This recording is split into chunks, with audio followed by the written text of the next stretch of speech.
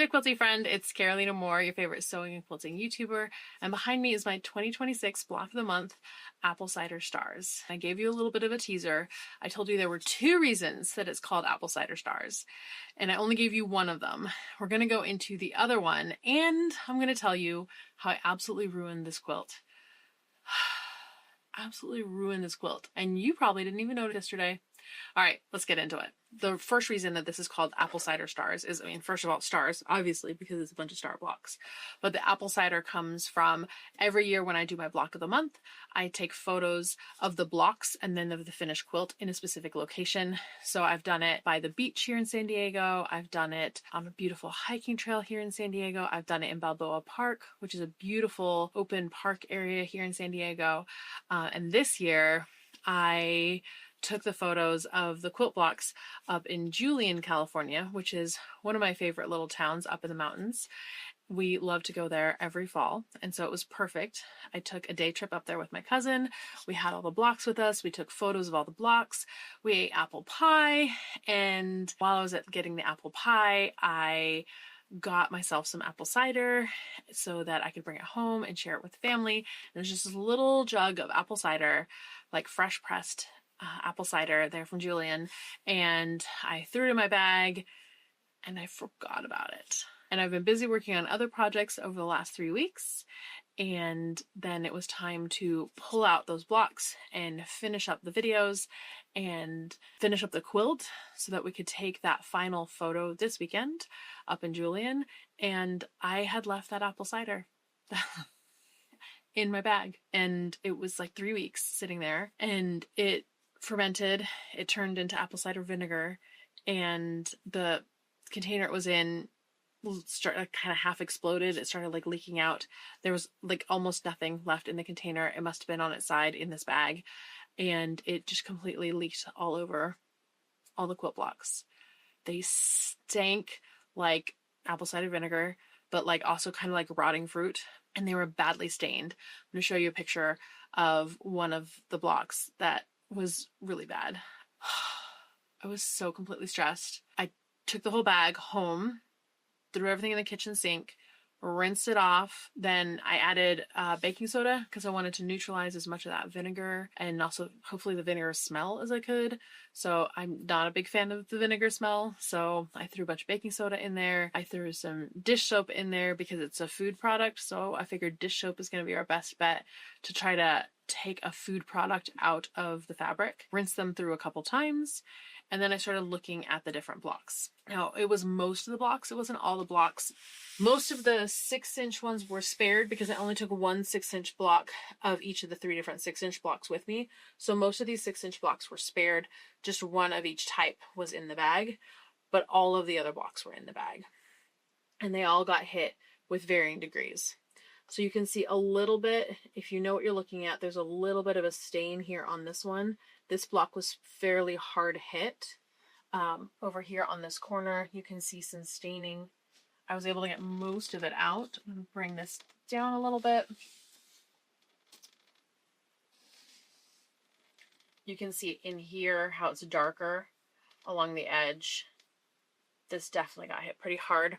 So I scrubbed them as best I could. I rinsed them out really well, and then I laid 2 towels down on the floor. I put all the blocks, just laid them on top of each other, on top of the towels, put another towel on top, and then I walked on those towels because I wanted to get as much of the water out of the blocks. I wanted them to dry because I needed to get the quilt finished, and I was on a deadline. So I wanted them to dry, but I did not want to use heat to dry them. So not in the dryer and not using an iron to dry them. I needed them at least like 90% dry before I went to go press them with an iron to try to get any of those wrinkles out from washing them. So I stood on them, then I laid them out to dry for a couple hours. They were about 90% dry, and then I went to press them. Now, when they were still wet, they looked pretty much stain-free. But as they dried, especially on the darker colored fabrics, some of those stains really started showing up, and I had some decisions to make. Was I going to remake these blocks? Was I just going to throw a fit and say I quit on all of it, which is absolutely an option? Or was I just going to go ahead and use the blocks in the quilt? What do you do? What do you do in that case? Often I'll remake the blocks, But I realized that this quilting channel isn't about showing y'all perfection every single day. Every video doesn't need to be a beautiful, perfect, everything is amazing quilt. For most quilters, quilting is a hobby. It's something that we do for fun because we love it, because we enjoy it, not because we're so good at making our points match, not because we want to try the hardest, most difficult quilt. We just want to make pretty things and have a good time, right? So what if it's got stained before we started using it in my house instead of after we started using it in the house, right? Would that really be such a big deal? These block of the month quilts, they're not designed to be museum quality. They're not designed to go be entered in a quilt show. I mean, this one, if you had it done perfectly, I mean, I think you could probably enter this one in a quilt show. But my goal for this quilt was never to enter in a quilt show. My goal was just to have a finished quilt that I loved. And could I love a quilt that had a stain on it? I don't see why not. However, I did make some intentional decisions as I was putting it together. So you can see this block right here doesn't really have any staining on it, but there are two of this block in the quilt. And the other one I put all the way down here at the bottom so it would be easy to replace if I decide that I hate it. And you can see really clearly the darkening on the top, these bottom points and these top points. This one was really badly stained.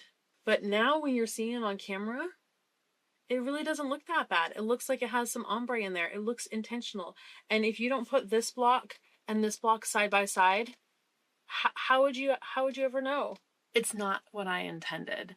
It's not what I would call a perfect quilt. But the whole point of a quilt isn't that all the seams match, or that the colors are perfect, or that it didn't get stained by apple cider that turned into apple cider vinegar by being left in a bag for 3 weeks. Those are not the points of a quilt. The point is to enjoy the process, to have something lovely, and to keep people warm. At the end of the day, that's the whole point of a quilt, is to keep people warm, and this will keep me wonderfully warm. And that's why I decided to name this the Apple Cider Stars Block of the Month, to remind me, and hopefully you as well, that things don't have to be perfect, that ruined is a state of mind. Is this quilt ruined? I mean, maybe you think it is, and you're allowed to think that this quilt is completely ruined. I certainly did for a moment there, but for me, my state of mind at this point is, this is such a fun quilt, and what a story that this quilt has to tell now. The scars that we all have, whether they show on the outside or they're on the inside, there are stories, and this quilt has started out with some stories.